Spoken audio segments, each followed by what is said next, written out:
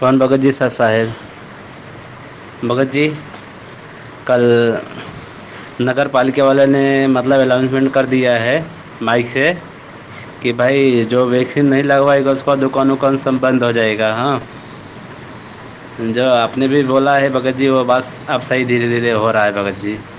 हाँ, परमात्मा ज्ञान अंदर से। हाँ भगत जी, कल अनाउंसमेंट कर दिए हैं, जो जो वैक्सीन लगवाएगा उसी का ही दुकान खुलेगा, उसके बाद नहीं खुलेगा, उसका मतलब जो नहीं लगवाएगा उसका नहीं खुलेगा। भगत जी यही सब बात है। दास, हम दास भी और हरिदास भी और जो एक भगत और भी हैं, तीनों भगत हम लोग ने कल वही बात करने चाहते थे रात को आपसे, लेकिन हम लोग ने बोला चलो अभी नहीं, बाद में बात करेंगे।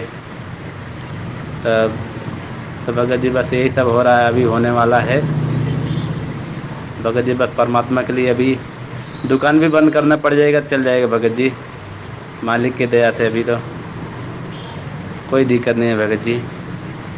अब वो जब समय आएगा तो भगत जी दास को दुकान भी बंद करना पड़ जाएगा भगत जी, मालिक दया से। चलो कोई दिक्कत नहीं है भगत जी, परमात्मा के लिए हम लोग अभी संघर्ष करना ही पड़ेगा भगत जी। बस यही सब बात है भगत जी। और चलो हम लोग भी भगत जी भी, हम और हरिदास हो सकता है बाद में बात करें आपसे भगत जी। सच है भगत जी। बंदी छोड़ सतगुरु रामपाल जी महाराज जी की जय हो।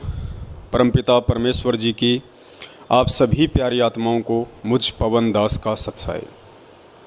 सत्साई भगत जी, आपने जो सवाल किया है या आपकी जो शंका है या आपके सामने जो घटना घटित हुई है, उस आधार से आपने जो ऑडियो बनाई है कि भगत जी जहाँ मैं काम करता हूँ वहाँ पे जो भी वहाँ की जो व्यवस्था है, नगर पालिका है या नगर निगम वाले हैं, उन्होंने अनाउंसमेंट किया है कि जो भी व्यक्ति कोरोना की वैक्सीन नहीं लगवाएगा वो अपनी कोई भी दुकान नहीं खोल सकता, अर्थात उसका काम धंधा बंद है। तो ऐसी स्थिति में हम क्या करें, हमें क्या करना चाहिए, ये सवाल आते रहते हैं। हालांकि आप जी ने ऐसा कोई सवाल नहीं किया है, आप जी ने तो दास को एक जानकारी दी है कि भगत जी दास के सामने अब ऐसी समस्या उत्पन्न होने वाली है, और आपने अपने विचार भी व्यक्त कर दिए कि भगत जी चाहे कुछ भी हो जाए, परमपिता परमात्मा के ज्ञान आधार से चलते हुए दास संघर्ष करेगा, कोई बात नहीं अगर दुकान ना खोलने दी जाए तो। देखिए भगत जी, जब से ये कोरोना की नौटंकी शुरू हुई है तब से परमपिता परमेश्वर सतगुरु रामपाल जी महाराज जी के आशीर्वाद से दास अनेकों ऑडियो वीडियो और पोस्टर इस विषय पे बना चुका है। भगत समाज को समय समय पे जागरूक भी करते रहते हैं। अन्य सत्सेवक भाई बहन भी इस दिशा में प्रयासरत हैं, और हम सबकी कोशिश यही है कि हम काल भगवान के दंड से बचें, हम काल भगवान की इन सूक्ष्म चालों से बचें। और ये सूक्ष्म चाल क्या है, इसको समझना भगत जी बहुत ही कठिन है, बहुत ही बेहद है, और इसको केवल सतगुरुदेव जी के आशीर्वाद से, उनके तत्व ज्ञान आधार से ही समझा जा सकता है। दूसरी बात भगत जी, दुनिया में यदि किसी की परीक्षा चल रही है, दुनिया में यदि कोई परीक्षा के कगार पे खड़ा है तो वो है भगत। और भगत भी कौन? सतगुरु रामपाल जी महाराज जी का भगत। अन्य जितने भी लोग हैं देवी देवताओं की साधना में हैं, ब्रह्मा विष्णु महेश जी की साधनाओं में हैं, अन्य साधनाएं करते हैं, वो कहते तो अपने आप को भगत हैं, लेकिन वो भगत की श्रेणी में नहीं है, क्योंकि उन लोगों को ना तो भक्ति का पता है, ना धर्म का पता है, ना उनके अंदर धार्मिकता है, और ना उन्हें उन नियम और कायदे कानूनों का पता है जो भक्ति मार्ग में होती हैं। सुबह शाम वो माथे पे तिलक लगा के, नहा धो के अपने आप को एक बहुत अच्छा साधक, योगी, भगत, पंडित साबित करके आरती करेंगे, पूजा पाठ करेंगे, और 1 घंटे बाद आप देखना अपने जेब से बीड़ी का मंडन निकाल के वहीं पिएंगे, लोगों को पिलाएंगे, गुटखा खैनी जर्दा खाएंगे, या मौका मिला तो यार दोस्तों के साथ में शराब पार्टी करेंगे, मांस मिट्टी भी खाते हैं। तो उन लोगों के लिए भगत जी कोई बाधा नहीं है। सरकार चाहे उन्हें वैक्सीन लगवाए, सरकार चाहे उन्हें अन्य किसी प्रकार की किसी भी चीज़ों के लिए बाध्य करे, वो लोग झुक जाएंगे, क्योंकि ना तो उन्हें विधान का पता है और ना भगत जी उनके पास में ऐसी कोई भक्ति है और ना ही उनका भगवान उनकी रक्षा करने में समर्थ है। तो वो लोग समय अनुसार चलते हैं।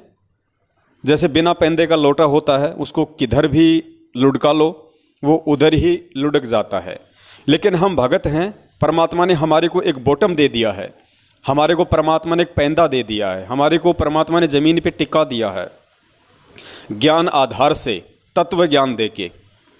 तो वर्तमान में भगत जी जो समस्याएं आ रही हैं वो चाहे किसी भी प्रकार की समस्या हों, हम चलिए वर्तमान में कोरोना वैक्सीन को लेके ही बात करते हैं कि कोरोना को लेके जो समस्या है, ये समस्या दुनिया वालों के लिए नहीं है।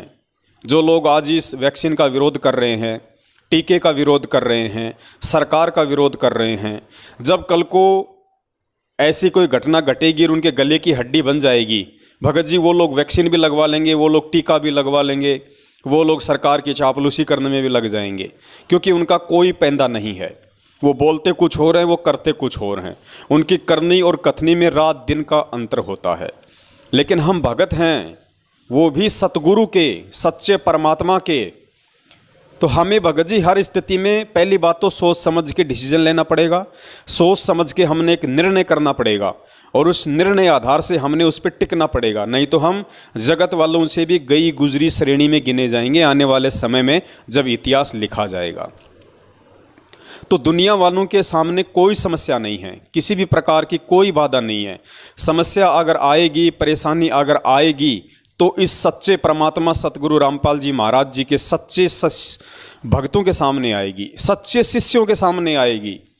अब ये सच्चा शिष्य, सच्चा भगत जो शब्द दास ने यूज किया है, इसके भी एक कारण है, एक रीजन है, क्योंकि सतगुरु रामपाल जी महाराज जी की संगत में भी कुछ भगत नकली हैं तो कुछ भगत सच्चे हैं। जो सच्चे हैं वो सतसेवकों की गिनती में हैं और जो नकली भगत हैं वो सतलोक आश्रम मैनेजमेंट हरियाणा की गिनती में हैं। उन लोगों को भी जगत वालों की तरह कोई बातें नहीं है, सरकार चाहे उन्हें कुछ भी करने को कहे, वो लोग बिना पैंदे की लोटे की तरह लुढ़क जाएंगे।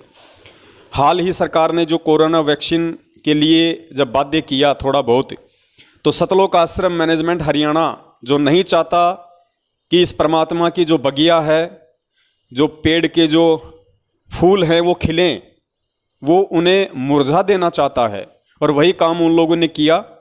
सतगुरु रामपाल जी महाराज जी का नाम लेके उनके आदेश की आड़ में इन्होंने एक पीला पर्चा संगत में निकाल दिया और उसमें लिख दिया, गुरुजी की तरफ से लिखा हुआ संगत को बताया कि बच्चों ये जो सरकार है ये कुछ भी गलत नहीं करती है, सरकार हमेशा अपने देशवासियों के भले की सोचती है और कोरोना का टीका जो है सभी लोग लगवा रहे हैं, इसमें कोई बुराई नहीं है, आप भी लगवा लो।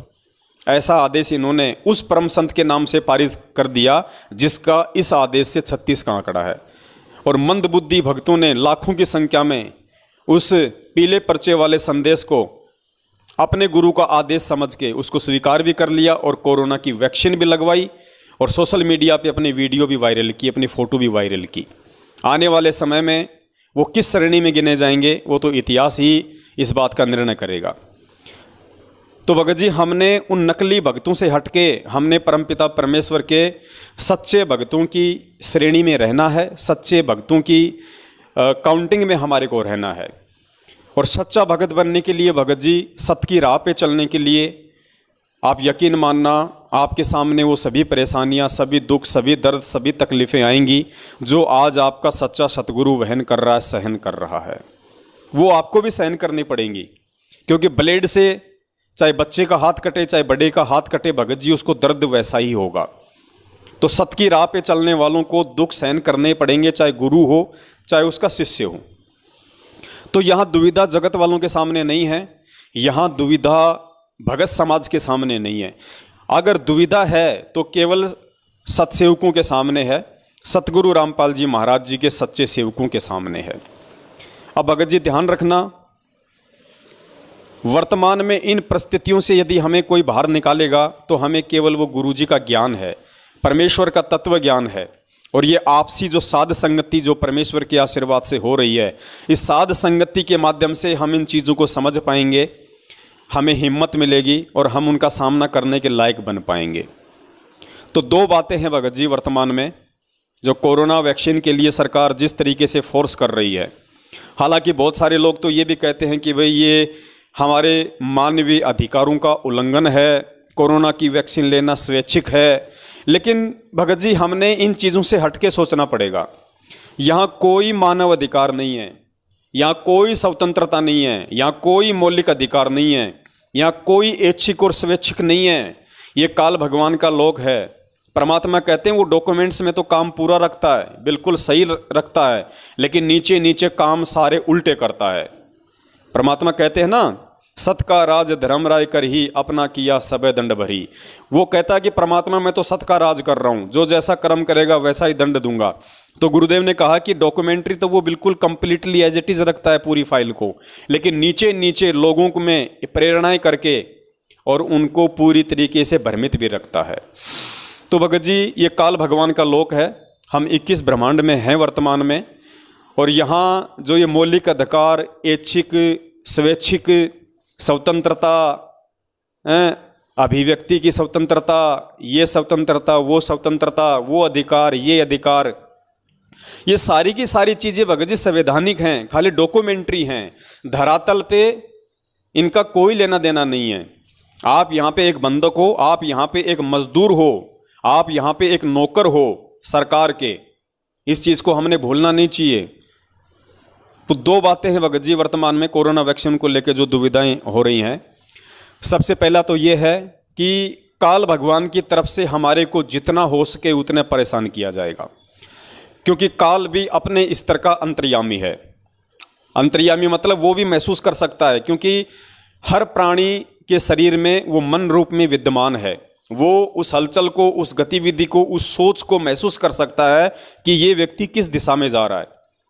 और जो परमपिता परमेश्वर होते हैं वो होते हैं कंप्लीटली अंतर्यामी। वो काल के मन की भी बात जानते हैं, जो काल ने सोची भी नहीं है, हम लोगों ने सोची नहीं है, वो उसके बारे में भी जानते हैं। लेकिन जो काल भगवान है वो उन बातों तक नहीं पहुंच सकता। इसलिए अंतर्यामी यहाँ पे दोनों को कहा गया है, लेकिन उनके अंतर्यामी पने में रात दिन का अंतर है। तो काल भगवान हमारे दिमाग में जो हलचल होती है, जो सोच हमारी होती है, उसको महसूस ये कर सकता है, क्योंकि मन रूप में हर आत्मा के साथ में है, हर शरीर के साथ में है।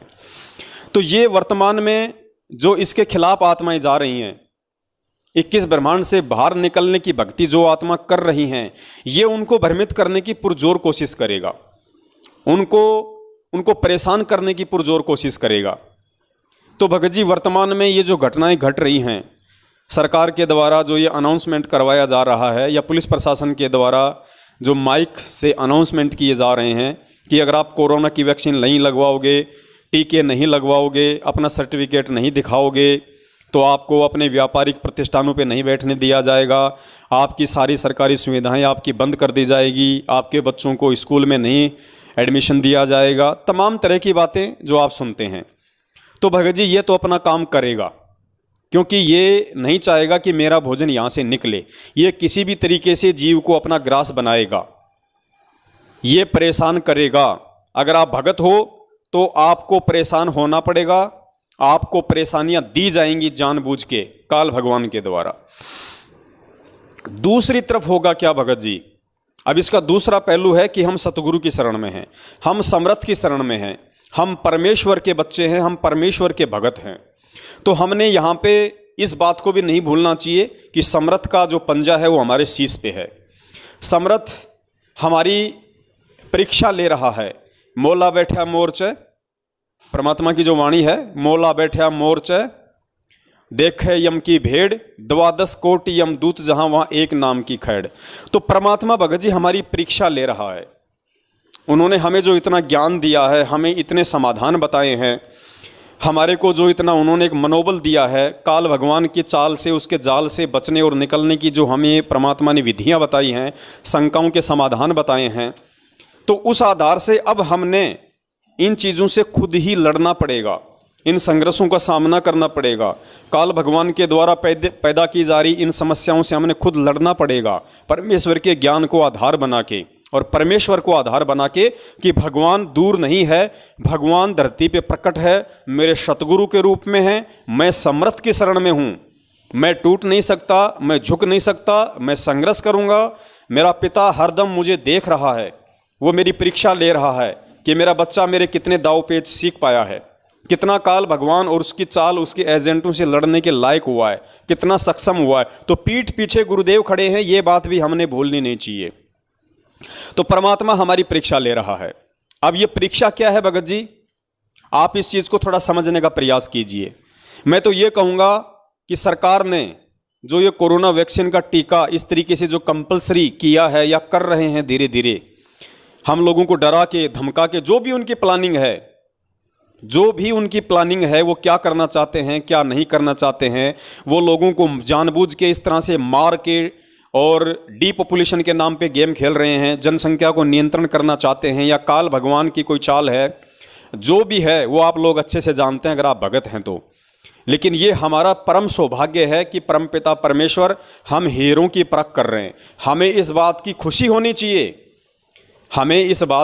होनी चाहिए कि मुझे उस परमपिता परमेश्वर ने इस लायक समझा कि वो मेरी परीक्षा ले रहा है। दुनिया में लाखों की भीड़ है, अरबों खरबों की भीड़ है, उनकी तो कोई परीक्षा नहीं हो रही। आप चंद सत्सेवकों की परमात्मा परीक्षा क्यों ले रहा है?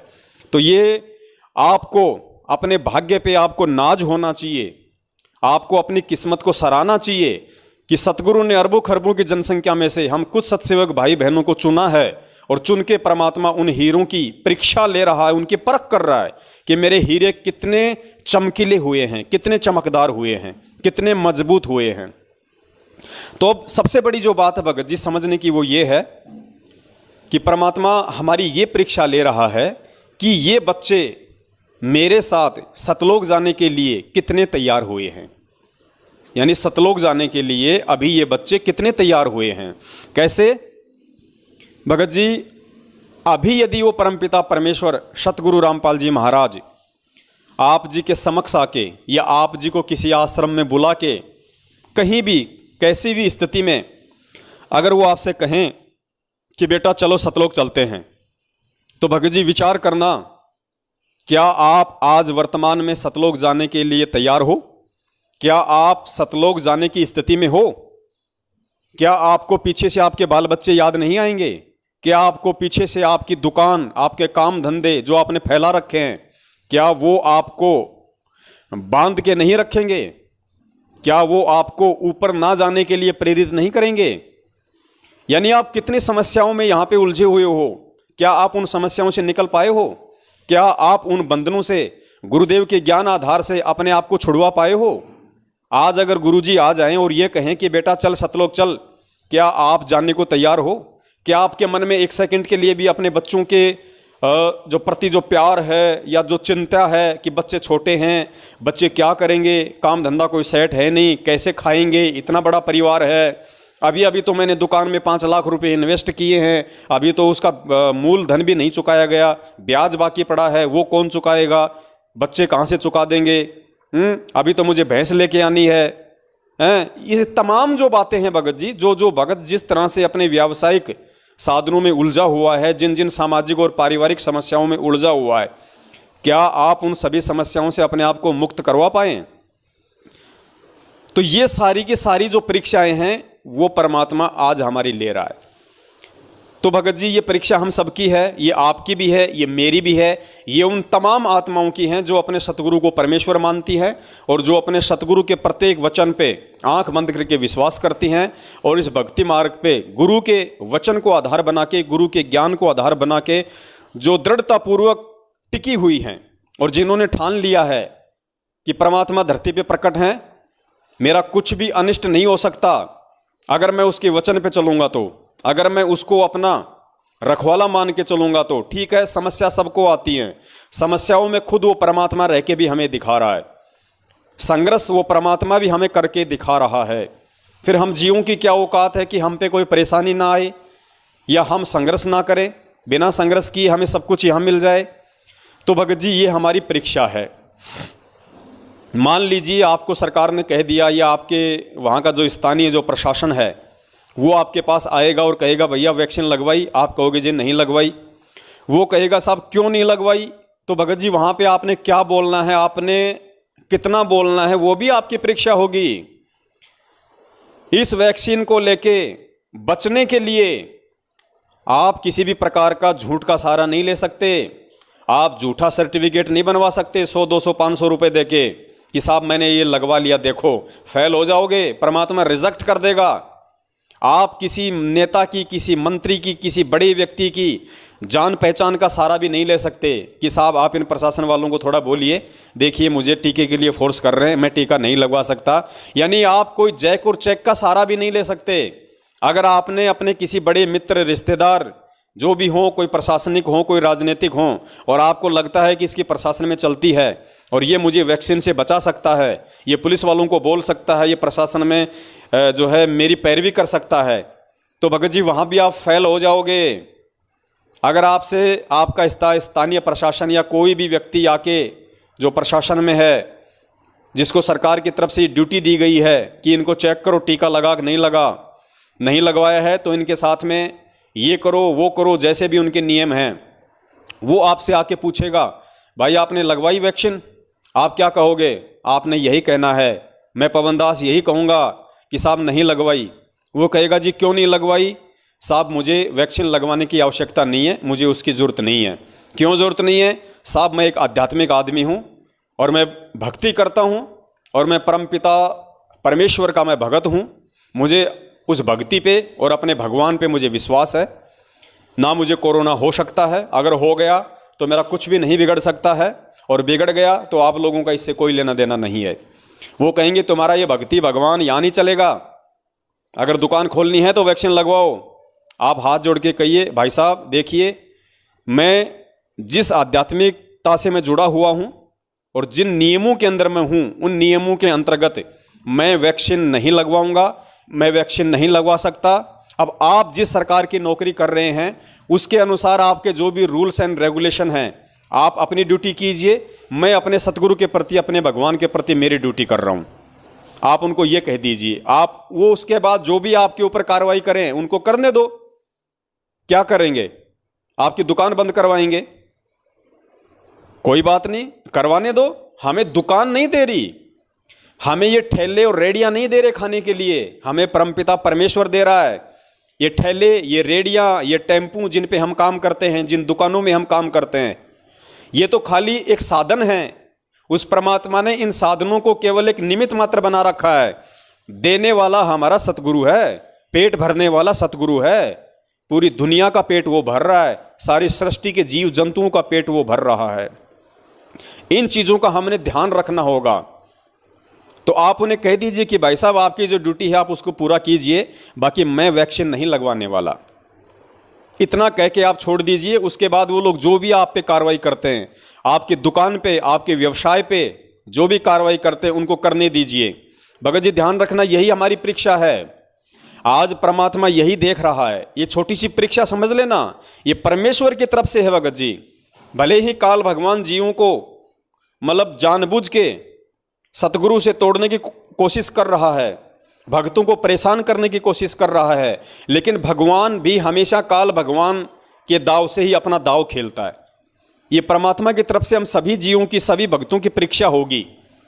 और भगत जी परमात्मा यही देखेगा कि ये भगत मेरे ज्ञान आधार से कितना परिपक्व हुआ है, ये इस ज्ञान आधार से इस संसार की कितनी रीति रिवाजों को, इस संसार की सुख सुविधाओं को, भोग विलासताओं को, इस संसार की वस्तुओं को छोड़ने में अभी सक्षम हुआ है या नहीं हुआ है, या अभी भी इसे इस 2 4 5 10 20 50 1 करोड़ की इन वस्तुओं में, इन दुकानों में, इन फैक्ट्रियों में मुझसे ज़्यादा लगाव है, मुझसे ज़्यादा चिंता है।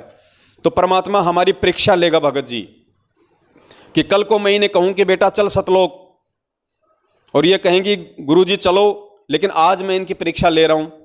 क्या आज ये मेरे लिए जो सरकार हमें जो परेशान करने वाली है या जो करेगी कि वैक्सीन नहीं लगवाई तो आपकी दुकान बंद, वैक्सीन नहीं लगवाई तो आपका ये बंद, आपका राशन बंद, आपकी सुविधाएं बंद, तो ये मेरे बच्चे मेरे लिए क्या क्या चीजें कुर्बान करते हैं। क्या इनके मन में तनिक भी ये विचार आएगा कि मेरा तो 5 लाख का अभी कुछ दिन पहले इन्वेस्टमेंट हुआ था, ये लो जी मेरा तो चला गया भाड़ में। अरे यार लगवा लो ना, वैक्सीन की तो बात है, काफ़ी वक्तों ने लगवा ली, क्या दिक्कत आ रही है? कम से कम 5 लाख रुपए तो बच जाएंगे, क्या दिक्कत है यार, दुनिया लगवा रही है, कोई दिक्कत नहीं, हम तो गुरुजी की शरण में हैं। भगत जी वो नहीं चलेगा। परमात्मा यही देखेगा कि मेरे लिए ये बच्चा कितना परित्याग करने के लायक हुए हैं। अगर वो कहे कि साहब आज के बाद दुकान नहीं खोलोगे आप, बिल्कुल साहब नहीं खोलूंगा, और आदेश कीजिए साहब, आपका ये जवाब होना चाहिए। मकान मालिक कहे, दुकान मालिक कहे कि भैया हमें कल को जो है प्रशासन आके यहाँ पे परेशान करेगा कि तुम्हारे यहाँ जो किराएदार हैं साहब ये कोरोना की वैक्सीन नहीं लगवा रहे हैं, तो साहब आप मकान खाली करो। बिल्कुल भाई साहब, 5 दिन का टाइम तो दोगे ना, दूसरा मकान देखने में, कहीं और जगह जाने में, भाई साहब 4-5 दिन का टाइम दे दीजिए, कोई दिक्कत नहीं, आपकी प्रॉपर्टी है। हमने कब कहा कि हम इस मकान और दुकान के मालिक हैं? भाई साहब मालिक तो आप हो, हम तो नौकर थे, हम तो एक व्यक्ति रूप में हैं, एक नागरिक रूप में हैं। आपको हम किराया दे रहे थे, आपने हमारे को रखा हुआ था, अब आप हमारे को नहीं रखना चाहते तो कोई दिक्कत नहीं भाई साहब, आपकी अपनी प्रॉपर्टी है, लीजिए साहब, छोड़ देंगे। और बताइए, कोई आदेश कीजिए। हमें भगत जी संभावी रहना होगा हर स्थिति में, हमें टेंशन में नहीं जीना बिल्कुल भी। अगर दुकान बंद करनी पड़े तो दुकान बंद कर दो भगत जी।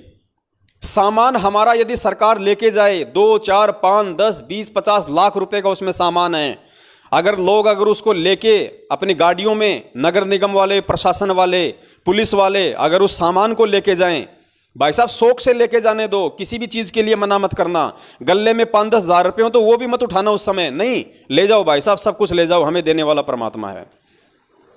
बच्चों को स्कूल, कोई बात नहीं साहब, ये पढ़ लिख के ये दुनिया के लोग BA MBA करके लोगों को ठग रहे हैं, लूट रहे हैं, ये वकील, ये बड़े बड़े लोग, ये क्या हैं? ये ठगी तो हो रही है दुनिया में, और हो क्या रही है इस पढ़ाई के नाम पे। तो परमात्मा भी कहते हैं कि शिक्षा ने तो इंसान को डाकू बना दिया, चतुर बना दिया, निर्लज बना दिया इस शिक्षा ने इंसान को। और शिक्षा का महत्व केवल भगवान को पहचानना था, और हमारे बच्चों को भगवान की पहचान हो गई, अब शिक्षा का कोई महत्व नहीं है। हमने तो वैसे भी नहीं भेजना हमारे बच्चों को स्कूल में, सबसे बड़ी स्कूल में तो परमात्मा ने दाखिला दे दिया, आध्यात्मिक यूनिवर्सिटी में परमात्मा PhD करवा रहे हैं इन बच्चों को। ये 10वीं 12वीं 8वीं BA MA करवा के कौन से हम इनको जिला कलेक्टर बनाएंगे? और नहीं बनाना हमें इनको जिला कलेक्टर, परमात्मा ने जो बनाना था इनको बना दिया, इनको मानुष बना दिया। मानुष बना के परमात्मा ने इनको अपनी आध्यात्मिक यूनिवर्सिटी में एडमिशन दे दिया, इससे ज्यादा कुछ नहीं चाहिए। तो भगत जी उस स्थिति में भगवान यही देखेगा कि ये मेरे बच्चे मेरे लिए कितना परित्याग करने वाले हैं। और ध्यान रखना भगत जी, जितना आप उस परमात्मा के लिए उसके वचन पे चलते हुए, क्योंकि कोरोना की वैक्सीन ना लगवाना परमेश्वर का वचन है, और ये काल भगवान की सूक्ष्म चाल है, वो इसी तरीके से ठगेगा। हम सबको पता है, सरकार ने भी एक्सेप्ट कर लिया है, ये जो वैक्सीन जो बनी है, और इस वैक्सीन को बनाने में जो प्रक्रिया थी जो शुरुआत में, उसमें न्यू बोरन काफ के सीरम का प्रयोग हुआ है, गाय के नवजात बछड़े के खून का इसमें प्रयोग हुआ है, ये सरकार ने भी एक्सेप्ट किया है। तो भगत जी हम उस पाप को अपने सिर पे क्यों धरें? हमारे गुरुदेव जब हमें चमड़े के जूते तक पहनने के लिए मना करते हैं कि लोगों ने पशुओं को मारना क्रूरता के साथ में, और उन जीवित पशुओं की खाल उतारना, उसके लिए फिर दुनिया के लिए चमड़े के जूते, बेल्ट, पता नहीं क्या क्या आइटम बनाना, लोगों ने अपना धंधा बना लिया। तो गुरुदेव ने कहा कि बच्चों आज के बाद हमने चमड़े से बनी किसी भी वस्तु का प्रयोग नहीं करना। तो ये वैक्सीन क्या है? जिसमें गाय के बछड़े का सीरम है, खून है, जीवित गर्भवती गाय को मारा जाता है, उसके पेट से चीर के उसके बछड़े को निकाला जाता है, उसके बाद उसमें उसका खून निकाला जाता है, उसका सीरम बनता है, उसको वैक्सीन में डाला जाता है। ये क्या है? ये धंधा नहीं है क्या वैक्सीन? ये सरकारी कंपनियां, ये सरकार अरबों खरबों कमा रही हैं इस वैक्सीन को बेच बेच के। ये क्या धंधा नहीं है? हम इस धंधे में कैसे भागीदारी हो सकते हैं? हम इस धंधे में कैसे सरकार का साथ दे सकते हैं? इस पाप को लेके हम कहां जाएंगे? और हर चीज के लिए सतगुरु नहीं कहेगा, सतगुरु ने ज्ञान दे दिया, मानव जन्म आपको प्राप्त है, ऊपर से परमेश्वर ने आपको बुद्धि और तत्व ज्ञान दे दिया, आगे आपको खुद सोच समझ के चलना पड़ेगा। तो भगत जी ये हमारी परीक्षा होगी सतगुरु वचन पे चलते हुए। और हमने 1 सेकंड के लिए भी नहीं सोचना है कि मेरी दुकान बंद हो रही है, मेरे लाखों का सामान जा रहा है, कुछ नहीं सोचना। ध्यान रखना भगत जी, आप यदि उस परमात्मा के लिए कुर्बानी करोगे तो परमेश्वर कहते हैं, कल पे कारण कौन है, कर सेवा निष्काम, मन इच्छा फल देऊंगा जब पड़े मेरे से काम। और परमात्मा कहते हैं जै तू चाले एक कदम मैं चालूं कदम 60, जै तू हो जा काठ का मैं हो जाऊं लोहे की लाठ। भगत जी सतगुरु पीठ पीछे खड़ा है, वो देख रहा है, हमें दिखाई नहीं दे रहा, लेकिन हमारे ऊपर उसकी दृष्टि पल पल है, वो शब्द रूप में हमारे साथ में है। और आज हम जितना उस परमेश्वर के लिए परित्याग कर देंगे, और वैसे भगत जी हमारा है भी क्या, गुरुदेव ने समझा तो दिया, हमारा है भी क्या। आज से पहले जो लोग सम्राट थे, चक्रवर्ती राजा थे, जिनका पूरी देश और दुनिया पे शासन था, वो खाली हाथ गए। सिकंदर जैसे खाली हाथ गए, अशोक जैसे खाली हाथ गए, अकबर जैसे खाली हाथ गए। और ये मंत्री प्रधानमंत्री ये बन बन के 5-5 साल 10-10 साल के लिए ये खाली हाथ चले जाते हैं। अंत में इनकी कुत्ते वाली मौत होती है, दुर्गतियां। ये सब कुछ अपना समझ रहे थे। यहाँ पे क्या लेके गए भगत जी? कोई सुई की नोक जितनी चीज भी यहां से लेके गया, अपने शरीर को भी नहीं लेके जा सके, उसकी मिट्टी भी नहीं लेके जा सके ये लोग। तो हम क्या लेके जाएंगे भगत जी? और हमें चाहिए क्या? जो चीज हमें चाहिए थी, जो सतगुरु हमें चाहिए था, वो हमें मिल गया भाई। उससे ज्यादा हमें और क्या चाहिए? तो भगत जी ये हम सब की परीक्षा है। और दास केवल उतनी ही बात बोलता है भगत जी जितना गुरु जी के ज्ञान में हो, और जितना दास सहन करने की क्षमता रखता हो, जितना दास कर गुजरने की औकात रखता हो। यानी दास अपनी औकात और गुरु जी के ज्ञान से बाहर कुछ नहीं बोलता। ये दास आपको जो एग्जाम्पल दे रहा है, अगर आपके साथ होगा तो ध्यान रखना, ये घटना मेरे साथ भी घटेगी, ये उन तमाम लोगों के साथ घटेगी जो जो लोग वैक्सीन नहीं लगवाएंगे, यदि ऐसा हुआ तो। और जो सतगुरु का सच्चा सेवक होगा भगत जी, वो सतगुरु के वचन पे चलेगा, वो जीव हिंसा के ना पक्ष में था, ना है और ना रहेगा, अपने गुरु के वचन पे चलेगा। इसमें बहुत सारी परीक्षा होंगी भगत जी, ध्यान रखना। हो सकता है कल को आपको हिसार जेल से ऐसी कोई न्यूज़ सुनने को मिल जाए, ऐसा कोई अखबार में आपको लिखा हुआ मिल जाए कि संत रामपाल जी महाराज जी ने जो है सरकारी गाइडलाइनों के तहत, सरकारी रूल्स एंड रेगुलेशन के तहत हिसार जेल में लगवाया टीका। उधर से आएगा राम रहीम ने भी लगवाया कोरोना वैक्सीन का टीका, बाबा आसाराम ने भी लगवा लिया टीका। तो भगत जी हमने उस न्यूज़पेपर की उस न्यूज़ को देख के भ्रमित नहीं होना है कि यार लो अब तो गुरुजी ने भी टीका लगवा लिया, फिर ये पवन दास तो क्यों लोगों को फालतू की शिक्षा दे रहा है, ये तो फालतू की बकवाद कर रहा है। जब गुरुजी ने ही टीका लगवा लिया तो हमारी क्या दिक्कत आ रही है? भगत जी वो परीक्षा होगी, ध्यान रखना, सतगुरु की तरफ से। अरे सतगुरु टीका लगवाए चाहे टीके का बाप लगवाए, हमें उस चीज से कोई लेना देना नहीं है। सतगुरु ने क्या कहा? भगत को अपने गुरु की कथनी पे चलना है, गुरु की करनी पे नहीं चलना। गुरु क्या कर रहा है ये भगत ने नहीं देखना, गुरु ने अपने भगत के लिए क्या आदेश दे रखा है, क्या सत्संग रूपी वचन बोल रखे हैं, भगत ने उसका ध्यान रखना है। सतगुरु के ऊपर कोई कर्म लागू नहीं होता है, कर्म यहाँ पे जीव पे लागू होता है, ध्यान रखना। हमने वैक्सीन लगवा ली तो हम उस कर्म में बांधे जाएंगे, काल हमें अपनी चाल में जकड़ लेगा और परमेश्वर की मर्यादाओं से, परमेश्वर के हृदय से हम तुरंत आउट हो जाएंगे, तुरंत।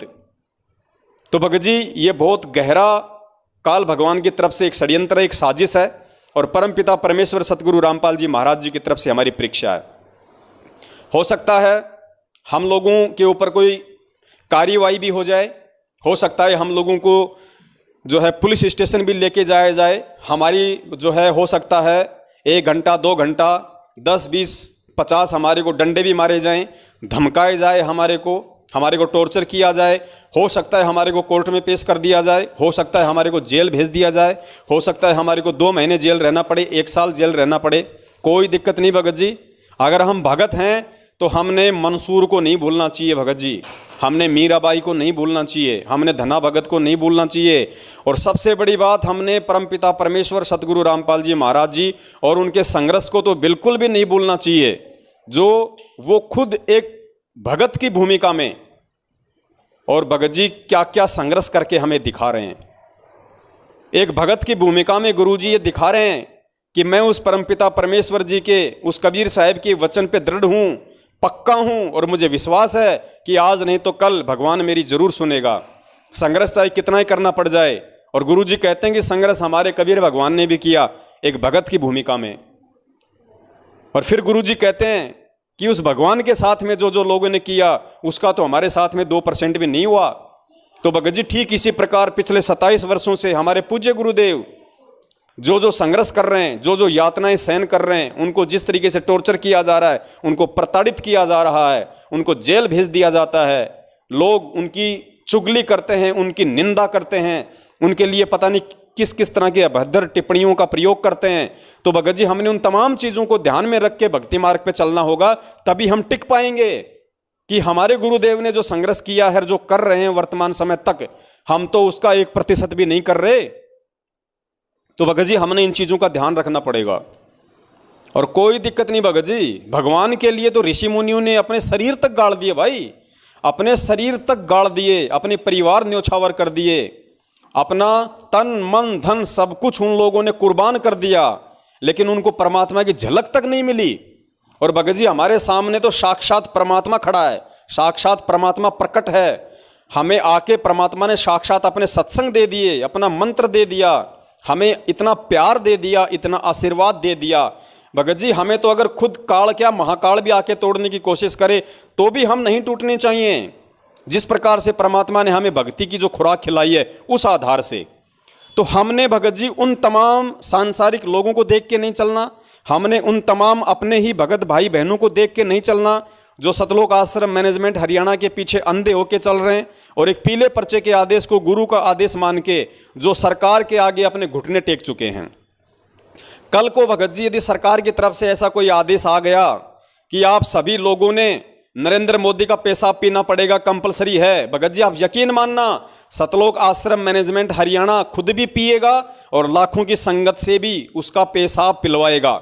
ये पीला पर्चा निकाल देगा कि कोई दिक्कत नहीं, ये पीला पर्चा पेशाब भी पीला होता पी लो, और गुरुजी का आदेश है, उसमें लिख दिया जाएगा गुरुजी की तरफ से कि कोई बात नहीं बच्चों, नरेंद्र मोदी कौन सा दूसरे लोक का प्राणी है, ये भी तो उसी परमात्मा की आत्मा है, कोई नहीं बच्चों पी लो इसका पेशाब, कोई फर्क नहीं पड़ता। और लाखों मंदबुद्धि लोग उसका पेशाब पिएंगे अमृत समझ के, जैसे आज कोरोना की वैक्सीन लगवा रहे हैं। तो भगत जी हमने उन लोगों के पीछे नहीं चलना। अगर आप भगत हो, सतगुरु के सेवक हो, आपकी परीक्षा होगी, ध्यान रखना। धीरे बोलो। आप अपना तन मन धन अपने सतगुरु के प्रति समर्पित कर दो भगत जी। जब तक हम हैं ठीक हैं, अच्छी बात है, जब तक हम काम धंधा कर रहे हैं गुरुदेव के आशीर्वाद से कर रहे हैं, परमात्मा की दया से कर रहे हैं, और कल को यदि विपरीत परिस्थितियां पैदा हो गई तो भगत जी ये ना सोचना कि ये क्या हो गया, ये सोचना कि गुरुजी देख रहे हैं, परमात्मा परीक्षा ले रहा है। काल चाहे कुछ करे, हमें कोई मतलब नहीं उन चीज़ों से, उसका काम तो सदा ही जीवों को परेशान करने का रहा है, जीवों को तोड़ने का रहा है, गधे कुत्ते सुअर बनाने की तरफ अग्रसर करने का रहा है। लेकिन हम सतगुरु के सेवक हैं। अब इस भक्ति मार्ग में आने के बाद यदि हमारे नियम और मर्यादा ठीक हैं, यदि हम गुरु को परमात्मा मान चुके हैं, तो भगत जी चाहे कैसी भी समस्या आ जाओ, कैसा भी संकट आ जाओ, हमने भगत जी हर स्थिति में उन संकटों का अपने गुरुदेव को ध्यान में रखते हुए, अपने पूज्य गुरुदेव के तत्व ज्ञान को आधार बना के हर समय 24 घंटे हमने उन संघर्षों का सामना करने के लिए तैयार रहना है। तो 1% भी नहीं घबराना। अगर कोई सतगुरु का सेवक है तो चाहे आपको किसी भी प्रकार से प्रताड़ित किया जाए, आपको यातना दी जाए, आपने कहीं कोई गुहार नहीं लगानी, किसी से भीख नहीं मांगनी आपने। इन सतलोक आश्रम मैनेजमेंट हरियाणा वालों की तरह जैसे इन लोगों ने ज्ञापन दे दे के, रैलियां निकाल के डीएम से, सीएम से, पीएम से, गृह मंत्री से, संत रामपाल जी महाराज जी, उस पूर्ण परमेश्वर की जमानत की भीख मांगी इन लोगों ने, और ये साबित किया कि हम एक भिखारी के सेवक हैं, हम एक भिखारी के बच्चे हैं। अरे सबसे बड़ा प्रधानमंत्री, सबसे बड़ा राष्ट्रपति, सबसे बड़ी समरथ शक्ति हमारा गुरु, और उस गुरु से प्रार्थना ना करके, अपनी तमाम गलतियों की समायाचना ना करके कि हे गुरुदेव हमने जो बरवाला कांड में किया वो आपके ज्ञान और आपके विधान के खिलाफ था, परमात्मा हमें उस कुकृत्य के लिए क्षमा करो, और परमात्मा आप जो सजा दोगे हमें मंजूर होगी, परमेश्वर आप अपने बच्चों के बीच में आने की दया करो। इन काल एजेंटों ने, सतलोक आश्रम मैनेजमेंट हरियाणा वालों ने, गुरुजी के परिवार वालों ने उस समरथ शक्ति से अपने किए गए कुकृत्यों की समायाचना ना करके और उस परमात्मा को भिखारी बना के और जगह जगह 1-2 कौड़ी के डीएम, सीएम, पीएम के सामने ज्ञापन दे रहे हैं कि हम पे रहम करो, हमारे गुरुजी की जमानत कराओ, हमारे गुरुजी निर्दोष हैं। भगत जी हमने नहीं करना। सरकार का अपनी मर्जी है, सरकार अपनी तरफ से कुछ नहीं करती है, सरकार काल प्रेरित है। 21 ब्रह्मांड का स्वामी काल है और काल प्रेरणा से यहाँ की सरकारें चल रही हैं वर्तमान समय तक। आगे तो सतगुरु की दया से चलेंगी। भगत ही मंत्री होंगे, भगत ही एमपी होंगे, भगत ही एमएलए होंगे, भगत ही सीएम होंगे, पीएम होंगे। जो भी व्यवस्था होगी वो परमात्मा के बच्चे चलाएंगे, क्योंकि गुरुजी ने कहा है कि भगत भी राजनीति कर सकता है, लेकिन वो धर्म नीति से। अगर वो सतगुरु का शिष्य बन के नियमों में रह के और यदि वो धर्म को आगे रख के अगर वो राज करेगा तो उसका राज सफल होगा। तो आने वाले समय में जो राज कार्य संभालेंगे वो परमात्मा के ही बच्चे संभालेंगे और वो धर्म नीति से राजनीति करेंगे। तो भगत जी, हमने किसी प्रकार का कोई जैक चैक नहीं लगाना, किसी प्रकार की किसी से कोई सिफारिश नहीं करनी है, चाहे कोई हमें काम करने दे चाहे हमें कोई काम ना करने दे। आप ध्यान रखना, हमारा रक्षक, हमारा सहारा, हमारी उम्मीद, हमारा विश्वास हमारा सतगुरु है। अरे परमात्मा के बच्चों को फिर तोड़ कौन देगा? जो परमेश्वर के वचन पे चलने के लिए संघर्ष करेगा, भगत जी क्या परमात्मा उससे दूर है? लेकिन वो देखेगा भगत जी कि ये बच्चा चलने के लायक हुआ है या नहीं हुआ है।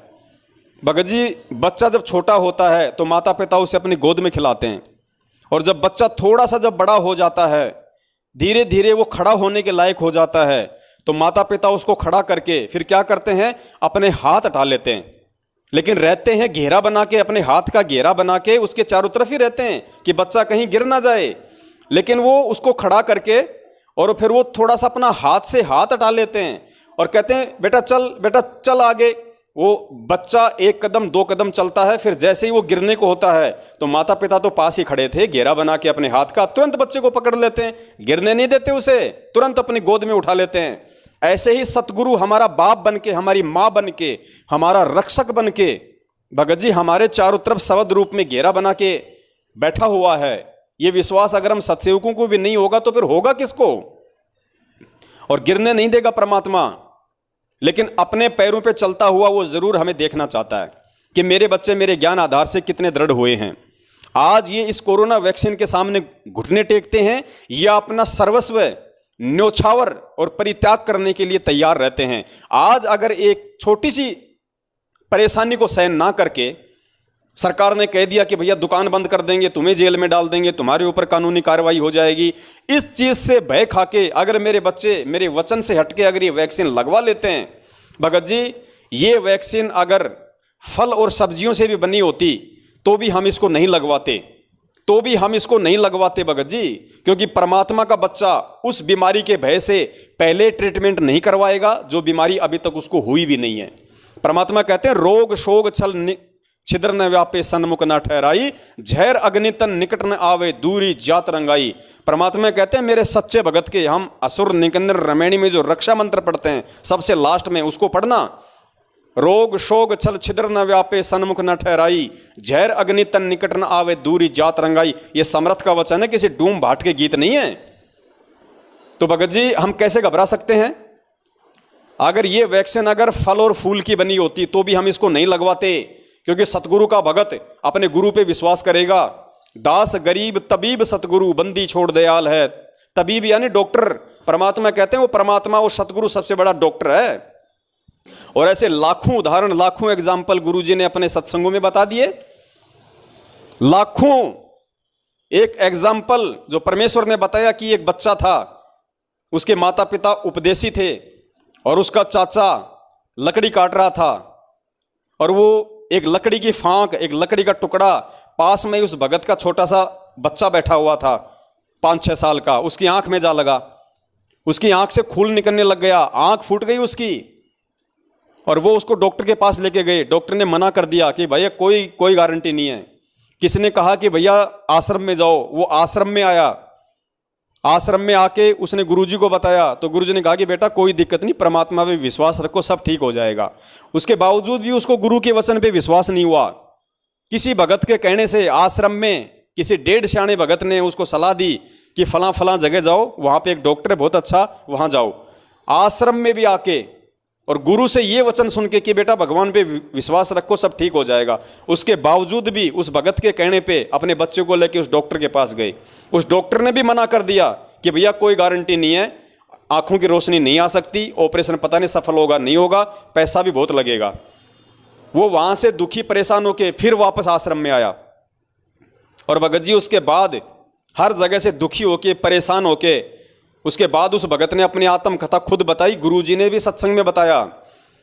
भगत जी, आंख फूट गई थी बच्चे की, आंख, खून निकल रहा था, और बिना 1 रुपए की गोली दवाई के, बिना डॉक्टर के, बिना ऑपरेशन के 15वें दिन परमात्मा ने उस आंख को ऐसा कर दिया।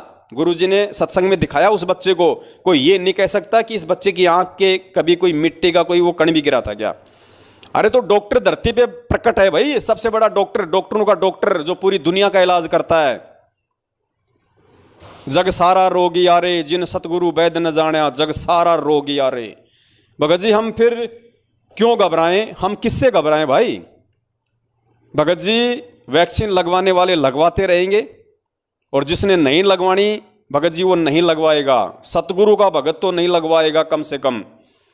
और जिसको इतना भी विश्वास नहीं है इस परमपिता परमेश्वर सतगुरु रामपाल जी महाराज जी के शरण में आके, इससे भक्ति लेके, इससे सत भक्ति मंत्र लेके, इतने सत्संग सुन के, अगर आज भी किसी को विश्वास नहीं हो रहा है इन सब बातों पे कि भगवान खुद धरती पे प्रकट है और कोई छाती फाड़ के नहीं दिखाएगा कि मैं ही कबीर हूं, उसके बाद भी यदि कोई ज्ञान आधार से नहीं चलता है, सतगुरु के प्रत्येक वचन पे नहीं चलता है, भगत जी वो आत्मा मार खा जाएगी। और गुरु जी कहते हैं जो भगत मेरे रहते सहते पार नहीं हुआ, वो मेरे जाने के बाद भी पार नहीं हो पाएगा, अर्थात फिर वो 84 लाख योनियों में आएगा। तो भगत जी, दास तो पहले भी बहुत सारी वीडियो बना चुका है, आज भी दास की पूरे भगत समाज से यही विनती है, यही प्रार्थना है। दबाव मैं किसी को दे नहीं सकता, हर आत्मा स्वतंत्र है, जो जैसा चाहे अपना डिसीजन ले, उसको लगवाना है नहीं लगवाना उसकी मर्जी है। मैंने तो आप लोगों के सामने हमेशा अपने वो विचार रखे हैं जो सबसे पहले तो गुरु जी के ज्ञान के अंतर्गत हैं, ज्ञान आधार से हैं, और दूसरा जिन विचारों पे मैं खुद चलने की हिम्मत रखता हूं। भगत जी, ऐसा नहीं कि कल को मेरे सामने ऐसी नौबत आई, मैंने वैक्सीन लगवा ली, दूसरों को मैं ज्ञान झाड़ रहा हूं। परमात्मा कहते हैं करनी तज कथनी कथे अज्ञानी दिन रात, और कुत्ते जो भौंकत फिरे सुनी सुनाई बात। वो भगत जिसकी करनी और कथनी में अंतर होगा उसको परमात्मा ने कुत्ते की संज्ञा दी है। तो भगत जी, मैं कुत्ते की संज्ञा में नहीं आना चाहता, और मैं तो चाहता हूं कि हे परमपिता परमेश्वर, मेरे अन्य भगत भाई बहनों से पहले ये परीक्षा आप मुझ नीच की ले लो परमात्मा, ये परीक्षा आप मुझ दास की ले लो, चाहे सर्वस्व दाव पे लग जाए परमात्मा, रोड पे रहना पड़ जाए कोई दिक्कत नहीं, मकान का सामान मकान में छोड़ना पड़ जाए, दुकान का सामान दुकान में छोड़ना पड़ जाए, कोई दिक्कत नहीं परमात्मा। दुनिया रोडों पे सोती है, दुनिया रोडों पे रहती है, दुनिया रोड पे बैठ के खाती है। हम कौन से परमात्मा कोई विशेष लोक से आए हुए हैं? हम भी तो इसी 21 ब्रह्मांड के प्राणी है, और आपके नाम के साथ तो परमात्मा रोड पे भी सो जाएंगे तो कोई दिक्कत नहीं है, भगवान तो साथ में है। आपकी खुद की वाणी है परमेश्वर, आपकी खुद की वाणी है मालिक। एक वाणी है परमपिता परमेश्वर जी की कि नाम सहित बेवतन भला, नाम सहित बेवतन भला, जो दर दर मांगे भीखा, और क्या हुआ छत्र की छाया चाले, यो राजपाट दिल्ली का। परमात्मा कहते हैं अगर तेरे पास में मेरा नाम है, ये सही नाम है, और तू मेरी शरण में है, तो चाहे तेरे ऊपर कितने बड़े संकट क्यों ना आ जाए, चाहे तेरे को देश निकाला क्यों ना दे दिया जाए, नाम रहित नाम सहित बेवतन भला, बेवतन यानी चाहे आपको देशद्रोही घोषित कर दिया जाए, आपको देश से भी धक्के मार के निकाल दिया जाए, तो भी परमात्मा कहते हैं नाम सहित बेवतन भला, जो दर दर मांगे भीखा। दर दर भीख मांगने का जो है मतलब है अपनी समस्याओं में रह के, विपत्तियों में रह के अपना गुजारा करे, अपने परिवार वालों का गुजारा करे। हालांकि हाथ में कटोरा मांग के भीख मांगने की नौबत परमात्मा नहीं आने देगा, और चाहे किसी भगत पे कैसे भी आपत्ति आ जाए, अगर वो मर्यादा में है और परमेश्वर उसकी परीक्षा ले रहा है, काल उसको परेशान कर रहा है, भगत जी वो भीख नहीं मांगेगा, वो भूखा मरना स्वीकार करेगा। हाथ में कटोरा लेके सतगुरु का भगत भीख नहीं मांग सकता। सतगुरु का भगत किसी लंगर में जाके लाइन में लग के खाना नहीं मांगेगा। सतगुरु का भगत भूखा मर जाएगा लेकिन अपने गुरु के वचन पे रहेगा। और परमात्मा कहते हैं कि फिर भगवान कौन सा दूर है, परमात्मा पीठ पीछे खड़ा है। अरे जब राजा हरिश्चंद्र अपने सत पे और अपने इष्ट भगवान विष्णु जी का जो भगत था, और जब उसकी परीक्षा देवताओं ने ली, और जब देवताओं ने उसको विश्वामित्र को चुना इस काम के लिए, तो नारद जी ने आके क्या कहा पता है उन सभी देवी देवताओं को, उनको कि भैया तुम ये व्यर्थ की कोशिश कर रहे हो, तुम ये व्यर्थ की कोशिश कर रहे हो। वो जो राजा हरिश्चंद्र है ना, वो भगवान विष्णु का सेवक है, और भगवान के विष्णु का सेवक इतना कमजोर नहीं होता कि वो तुम्हारे तोड़ने से टूट जाएगा। उसके बाद सारे देवी देवता भगवान विष्णु के पास में गए और उनसे कहा कि भगवान राजा हरिश्चंद्र का हम सत डिगाने की कोशिश कर रहे हैं, वरना परमात्मा मुझ इंद्र की गद्दी चली जाएगी। तो इंद्र ने कहा कि भाई देख लो, बेशक तुम कोशिश कर लो। भगवान विष्णु ने कहा कि बेशक तुम कोशिश कर लो, लेकिन वो मेरा भगत है, वो टूटेगा नहीं। अरे जब भगवान विष्णु को अपने भगत पे इतना विश्वास, और एक राजा हरिश्चंद्र को जो काल तक की भक्ति करता था उसको अपने इष्ट पे इतना विश्वास, अरे हम तो पूर्ण ब्रह्म परमेश्वर के भगत हैं, हम तो सतगुरु के शिष्य हैं, हमें कितना विश्वास होना चाहिए, राजा हरिश्चंद्र से भी सैकड़ों लाखों गुना ज्यादा। और उसके बाद क्या हुआ, उस राजा हरिश्चंद्र पे कैसी कैसी आपत्तियां आई, कैसी कैसी दिक्कतें आई, आप और हम सोच भी नहीं सकते। उसका बच्चा कहाँ, उसकी औरत कहाँ, वो खुद क्या नौकरी कर रहा है, उसकी औरत जो रानी थी वो कहाँ पानी के मटके भर रही है, उसके बच्चे को सांप ने खा लिया, उसकी औरत पे डाकण यानी चुड़ैल होने के आरोप लगे। और अंत में नौबत ऐसी आ गई कि वो जिसकी नौकरी करता था उसके आदेश से उसने अपनी ही औरत की तलवार से गर्दन काटने का आदेश हुआ। और अपने वचन पे दृढ़ रहते हुए जैसे ही राजा हरिश्चंद्र ने अपनी औरत का शीश तलवार से काटने के लिए उठाया और काटने वाला था, पीछे से भगवान विष्णु ने आके उसकी तलवार पकड़ ली। और राजा हरिश्चंद्र ने कहा कि भगवान छुपने से काम नहीं चलेगा, सामने आओ, बहुत हो गई ये लुका छिपी, सामने आओ कौन हो। फिर सामने भगवान विष्णु आए। तो पुण्यात्माओं, हम तो सतगुरु की शरण में हैं, ये तो विष्णुओं का विष्णु है भाई, लेकिन हमें विश्वास हो तब ना, हमें विश्वास हो तब ना कि मेरा गुरु कौन है, मेरा सतगुरु कौन है, तब ये बात बनेगी। क्योंकि राजा हरिश्चंद्र को विश्वास था त्रिलोकी भगवान विष्णु के ऊपर, और विश्वास था तो वो हर संभव हर परिस्थिति से वो गुजर गया, हर संघर्ष किया उसने, हर प्रकार की समस्याओं का उसने सामना किया, क्योंकि उसको विश्वास था कि मैं भगवान की शरण में हूं और मेरा भगवान इतना कमजोर नहीं है जो वक्त आने पे मेरी रक्षा ना करे, मेरी सहायता ना करे। तो भगत जी, हमें कितना विश्वास होना चाहिए अपने सतगुरु पे, और हमारा सतगुरु कौन है ये हमें पता है भगत जी, हमें पता है। तो बड़े भाई, कैसी भी नौबत आ जाए, कैसी भी परिस्थिति आ जाए, सतगुरु का सेवक नहीं टूट सकता, सतगुरु का सेवक नहीं झुक सकता। बाकी जो नकली भगत हैं, जो सतगुरु के अपने आप को शिष्य भी कहते हैं और मर्यादाओं में भी नहीं चलते हैं, उन्हें कोई पेशाब पीने के लिए कहे तो वो भी पी लेंगे, वैक्सीन लगवाने के लिए कहे तो वो भी लगवा लेंगे, राजनीति करने के लिए कहे तो वो भी कर लेंगे, बीजेपी कांग्रेस करने के लिए कहे तो वो भी कर लेंगे, गुंडों की सीबीआई जांच का समर्थन करने के लिए कहा जाए तो वो भी कर लेंगे, कुपात्रों को ज्योति पाठ दान का पैसा देने के लिए कहा जाए तो वो भी कर लेंगे, बेवजह किसी को गुरुद्रोही कहने का डंका बजाने की कहेंगे वो भी कर लेंगे। हम सतगुरु के भगत हैं भगत जी, हमने हर संभव अपने सतगुरु को प्रसन्न करना है। हम कुछ गिनी चुनी आत्माएं हैं इस धरती पे वर्तमान में, जिनके पीछे सतगुरु एक उम्मीद बांधे बैठा है कि हाँ, कोई तो है मेरा जिसके लिए मैं आया था, कम से कम मैं खाली हाथ तो नहीं जाने वाला, कम से कम मैं खाली हाथ तो नहीं जाऊंगा। कुछ आत्माएं तो हैं जो मेरे वचन पे दृढ़ हैं, अटल हैं, वो मंसूर की तरह अपना शीश कटवा लेंगी, अपने शरीर का एक एक अंग अंग कटवा लेंगी, लेकिन वो मेरे वचन से पीछे नहीं हटेंगी। तो भगत जी, ध्यान रखो, परमेश्वर धरती पे हैं, हमारा रक्षक है। और भगत जी, अगर संघर्ष का सामना भगत नहीं करेगा तो कौन करेगा? अगर परीक्षा भगत की नहीं होगी तो होगी किसकी भाई? अरे जगत तो सुबह क्या बोल देता है, शाम को क्या बोल देता है, उसकी कौन परीक्षा लेगा? उसकी क्या परीक्षा होगी? जिनका कोई स्टैंड नहीं है, जिनका कोई पैंदा नहीं है, उनकी कौन परीक्षा लेगा? क्या उनकी परीक्षा होगी? वो सुबह तो भगत बन जाते हैं, शाम को जो है वो मुर्गे खाते हैं, उनकी कौन परीक्षा लेगा? क्या उनकी परीक्षा होगी भगत जी? आज छोटी जेल में बैठ के आज परमात्मा हम 21 ब्रह्मांड रूपी इस बड़ी जेल में बैठे कैदियों की यही तो रहनी करनी देख रहा है। 27 साल से ज्ञान किस लिए दिया परमात्मा ने? अचार डालने के लिए थोड़ी दिया था। आज उस ज्ञान को काम में लेने का समय है भगत जी।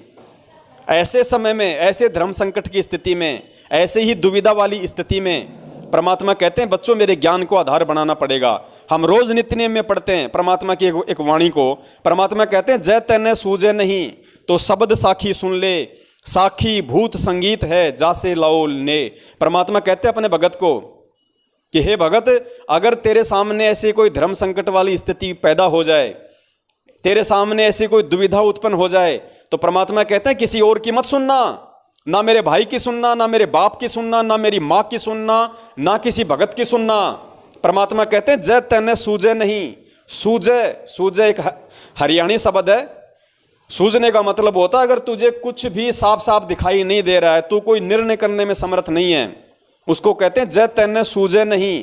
तो परमात्मा कहते हैं शब्द साखी सुन ले, मेरे सत्संग सुन, मेरी वाणियां सुन, मेरी साखियां सुन, उनको आधार बना। जय तैने सूझे नहीं तो शब्द साखी सुन ले, और साखी भूत संगीत है जहां से लाओ ने। ये मेरी जो साखियां है ना, ये भूत संगीत, यानी ये तेरी हर समस्या का समाधान है। देख ले उन उदाहरणों को जो भूतकाल में जो घटित हो चुके हैं, उन महापुरुषों के जीवन को देख, उन महान भक्तों के जीवन को देख, जिनके सामने समय समय पे ऐसी परिस्थितियां आई थी, और वो आत्माएं मेरे सत्संगों को आधार बना के, मेरी वाणियों को आधार बना के, मेरे ज्ञान को आधार बना के, उन्होंने स्वयं ही इन समस्याओं का समाधान निकाला, जिनका आज तुम रोज अपनी इस पवित्र जिह्वा से नाम लेते हो। तो भगत जी, आज यदि हम उस परमेश्वर के वचन पे ठीक उसी तरीके से टिके रहेंगे, दृढ़ता के साथ में, विश्वास के साथ में, जैसे वो आत्माएं टिकी हुई थी जो पहले के समय में थी, जिनका परमात्मा जिक्र करते हैं, एक उदाहरण के रूप में हमारे सामने पेश करते हैं, हमें हिम्मत बढ़ती है। तो भगत जी, आने वाले समय में जो आत्मा आएंगी, उनके सामने आज वर्तमान में जो घटनाएं घटित हो रही हैं, और जो जो आत्माएं आज उन समस्याओं का सामना करेंगी, संघर्ष करेंगी, चाहे कैसा भी उनके सामने कोई परिस्थिति क्यों ना आ जाए, समस्या क्यों ना आ जाए, उन्हें चाहे रोड पे सोना क्यों ना पड़ जाए, उनका सब कुछ दांव पे क्यों ना लग जाए, और जब वो सब कुछ दांव पे लग जाएगा, फिर भी वो आत्मा खुशी खुशी तीनों टाइम की अपनी आरती करेंगी, अपने मंत्र करेंगी, और हर समय परमपिता परमेश्वर सतगुरु रामपाल जी महाराज जी से ये प्रार्थना करेंगी कि हे परमपिता परमेश्वर, हमें अपनी शरण से दूर मत करना। परमात्मा, दुख संकट तकलीफ चाहे कुछ भी आ जाए, और ये कौन सी दुख संकट और तकलीफ है परमात्मा, आज हम मानव जन्म में हैं, और यहाँ तो मानव जन्म में भी परमात्मा लोग अपने अपने कर्म आधार से भिखारी बनते हैं, रोडों पे सोते हैं, रोडों पे रहते हैं, रोडों पे भीख मांगते हैं। और चलो मानव जन्म की छोड़ो परमात्मा, 84 लाख योनियों में कौन सा हमें कोई चारपाई पे सुलाता है, कौन सा हमें कोई एसी में सुलाता है। एक कुत्ते का जीवन देख लो, कहाँ खाता है, कहाँ सोता है, क्या करता है, कौन उसके नाखून काटता है, कौन उसको नहलाता है, कौन उसके बालों में कंघी करता है। तो परमात्मा, ये समस्याएं तो हम असंख्य जन्मों से भोगते आए हैं, हम तो ये समस्याएं भोगने के आदी हैं परमात्मा, लेकिन हमें आज मौका मिला है इन सभी समस्याओं से निजात पाने का, और आपके सतलोक में जाने का, आपकी कृपा प्राप्त करने का। तो परमात्मा, आज हम इस दाव को क्यों चूकें, और आज भी यदि हम चूक गए तो परमात्मा फिर से वही गधे कुत्ते सूअर की योनि प्राप्त करके फिर वो समस्या हमारे सामने आएंगी, तब भी तो हमें सहन करनी पड़ेंगी। जो आज हम डर रहे हैं कि दुकान बंद हो जाएगी, मकान मालिक घर से निकाल देगा, बच्चे क्या खाएंगे, मैं कहाँ रहूँगा, रिश्तेदार क्या कहेंगे, गांव वाले क्या कहेंगे, इज्जत का क्या हो जाएगा। अरे कल को अगर इस परमेश्वर के वचन को तोड़ दिया और भगवान नाराज हो गया, तो कल को फिर जब गद्दे कुत्ते सुअर बनेंगे और सह परिवार, जब 12-12 बच्चों को लेके वो सूरी जब वो गंदी नाली में वो पड़ी रहेगी, वही खाएगी नाक रगड़ के, तब कौन रिश्तेदार यार दोस्त तब कहाँ गए, तब कौन कहेगा, तब क्या सोचेगा। तो उन समस्याओं से निकलने के लिए अगर हमें आज इस मानव जन्म में कुछ समय के लिए या आगे का सारा जीवन भी यदि हमने दुखों में निकालना पड़े, यदि हमने परेशानियों में व्यतीत करना पड़े, हमने संघर्ष करते हुए व्यतीत करना पड़े, तो भी पुण्यात्माओं, आप इस बात की खुशी मनाना कि आप अपने गुरुदेव को प्रसन्न कर रहे हो, आपका गुरु आपसे राजी हो रहा है, और आप अपने सतलोक जाने वाले वीजा पे मोहर लगवा रहे हो। मोहर, असली मोहर ये होती हैं, बिना संघर्ष के सतलोक नहीं मिलेगा। और संघर्ष ये काल भगवान पता नहीं किन किन तरीकों से करवाएगा, और परमात्मा उन संघर्षों में अपने भगत की परीक्षा लेगा, और हमेशा अपने भगत के साथ में रहेगा, हमेशा अपने भगत के साथ में रहेगा। आज जो सत्सेवक भाई बहन इस परमेश्वर के मार्ग पे चलते हुए जितना ज़्यादा संघर्ष करेंगे, जितनी ज़्यादा कठिनाइयों का सामना करेंगे, आप यकीन मानना आने वाले युग परिवर्तन के बाद जब सतयुग स्टार्ट हो जाएगा, परमात्मा इस दुनिया की बागडोर आप ही के हाथों में रखेगा, आप ही के हाथों में संभालेगा। क्योंकि पुण्यात्माओं, जब माता पिता कहीं बाहर चले जाते हैं तो घर की चाबी या घर की तिजोरी की चाबी अपने समझदार बच्चों को देके जाते हैं, और आध्यात्मिक क्षेत्र में समझदार बच्चे वो हो जाते हैं जो अपने माँ बाप को समझ जाते हैं, जो अपने गुरु को समझ जाते हैं, अपने सतगुरु की पहचान कर लेते हैं, और ज्ञान आधार से अच्छे भरे बुरे में निर्णय करने के लायक हो जाते हैं। क्या मेरे हित में है, क्या मेरे अहित में है, कौन सा कर्म मेरे हित में है, कौन सा कुकर्म मेरे अहित में है। उसके बाद परमात्मा ये सारी बागडोर आप ही को संभाला के जाएगा। आप धर्मनीति से राजनीति भी करेंगे, देश दुनिया भी चलाएंगे, सत्य का राज करेंगे, परमेश्वर को प्रसन्न भी करेंगे। तो भगत जी उस समय के लिए देखो कितना संघर्ष हमने करना पड़ेगा। और ये संघर्ष भगत जी हमारे लिए वरदान है, वरदान। आज जैसे कोई भगत ये कहता है ना, अरे भैया, अरे तेरे ऊपर जो ये दुख टूटा है ना, ये तो तेरे लिए एक वरदान है, जो तुझे परमात्मा मिल गया, तुझे परमात्मा की शरण मिल गई। अगर तेरे ऊपर ये दुख तकलीफ नहीं आती तो तुझे भगवान भी नहीं मिलता। आज तुझे गुरुजी भी याद नहीं आते, तेरे ऊपर दुख था तो तुझे भगवान याद आया और तुझे गुरुजी मिल गए, भगवान मिल गए। तो पुण्यात्माओं, आज ये जो संघर्ष हैं, जो समस्याएं हैं, जिनका हम सामना करेंगे, और सामना करने के आप और हम लायक नहीं हैं, आप और हमारी औकात नहीं है कि हम कर सकें। ये भी सतगुरु की ही आशीर्वाद समझना कि सतगुरु पीठ पीछे खड़ा होकर हिम्मत दे रहा है, वो प्रेरणा दे रहा है। जो तुम इतना बोल पा रहे हो, तुम इतना संघर्ष तुम करने के लायक बन पा रहे हो, वरना हमारी तो हिम्मत संघर्ष करने की भी नहीं है। तो कल को पुण्यात्माओं ये संघर्ष हमारे लिए वरदान साबित होंगे, सतलोक जाने के लिए, सतलोक के लिए वरदान साबित होंगे। और संघर्ष में ही भगत निखरता है। अरे जब दुख आएंगे, तकलीफ आएंगी, संघर्ष का समय आएगा, संकटों का दौर आएगा, तभी तो भगत की पहचान होगी कि ये भगत है भी या नहीं है। हमेशा मौज होती रही तो क्या पता चलेगा ये ज्ञान आधार से चल रहा है कि ये ऐसे चल रहा है।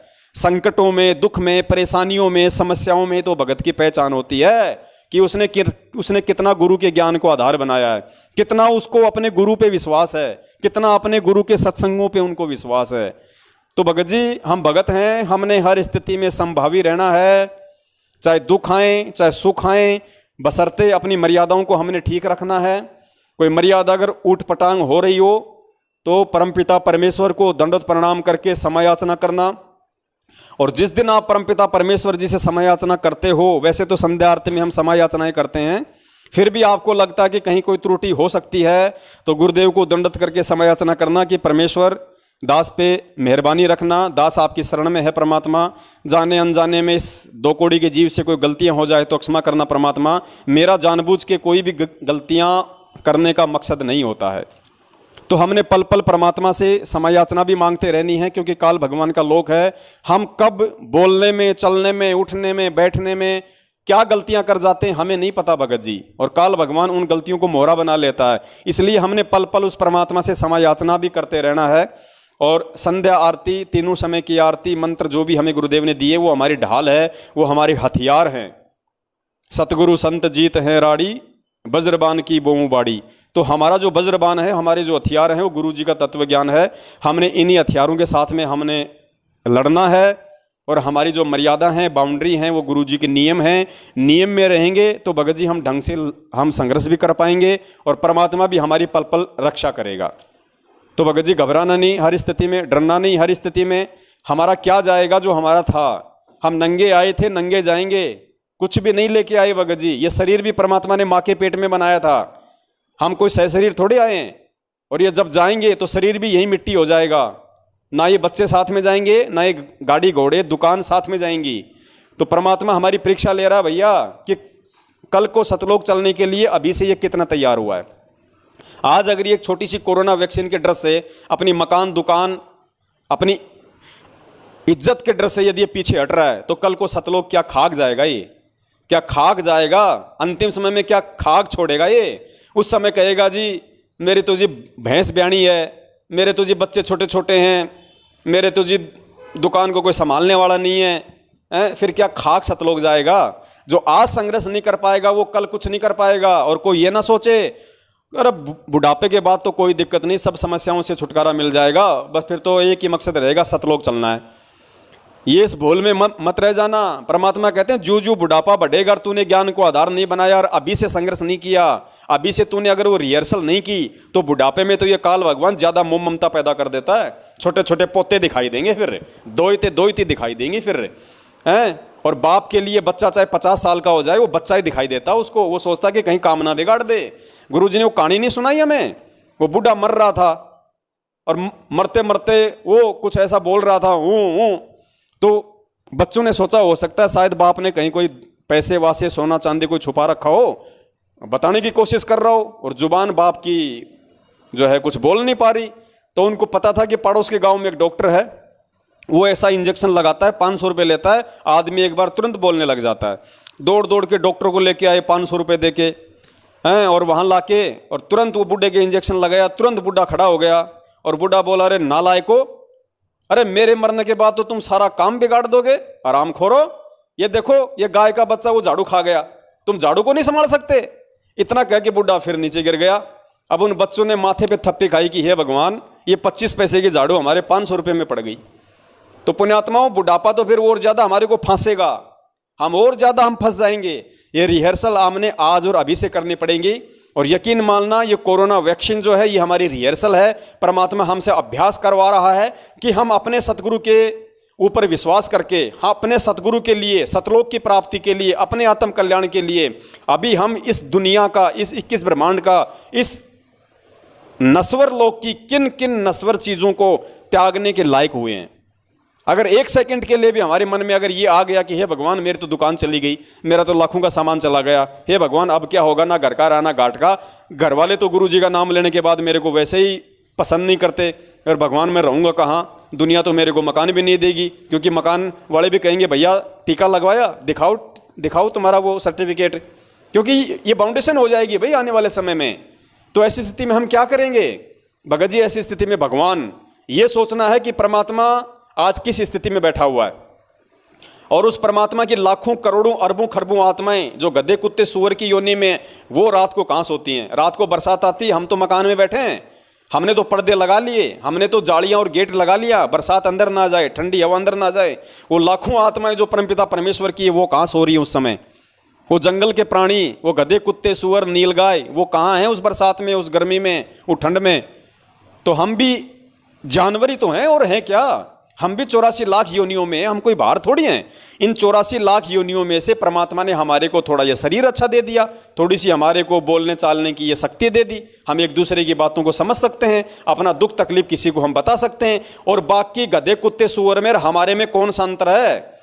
अरे बाकी उस भैंस का तो गोबरे भी काम आता है, उस गाय का तो पेशाब भी काम में आता है, पशुओं की तो हड्डियां भी काम में आती हैं, और हम जैसे प्राणियों का तो ना पेशाब काम में आता, ना टट्टी काम में आता, ना हमारी हड्डियां काम में आती, हम तो किसी भी काम के नहीं हैं। तो अपने आप को जानवर समझ के कहीं भी रोड पे सो लेंगे भाई, कहीं भी पड़े रहेंगे, लेकिन भगवान के वचन को नहीं तोड़ेंगे। और भगवान के वचन को नहीं तोड़ेंगे तो भगवान प्रसन्न होगा, भगवान खुश होगा, और भगवान खुश होगा तो भगवान पूरी दुनिया आने वाले समय में आपके कदमों में रख देगा। भगत जी, इतना विश्वास हमने सतगुरु पे करना पड़ेगा। तो दास की तो ये प्रार्थना है, निवेदन है सभी सत्सेवक भाई बहनों से, आप जी हर स्थिति में आप जी दृढ़ रहें और परमपिता परमेश्वर जी पे अपना विश्वास कायम रखें। भगवान है तो सब कुछ संभव है, ध्यान रखना, और भगवान की नजरों से कुछ भी छुपा हुआ नहीं है। और ये सोच लो कि भगवान ही सब कुछ करवा रहा है हमारी परीक्षा के लिए, बस इससे ज्यादा कुछ मत सोचो। फिर सत साहिब, बंदी छोड़, सतगुरु रामपाल जी भगवान की जय हो। सत साहिब।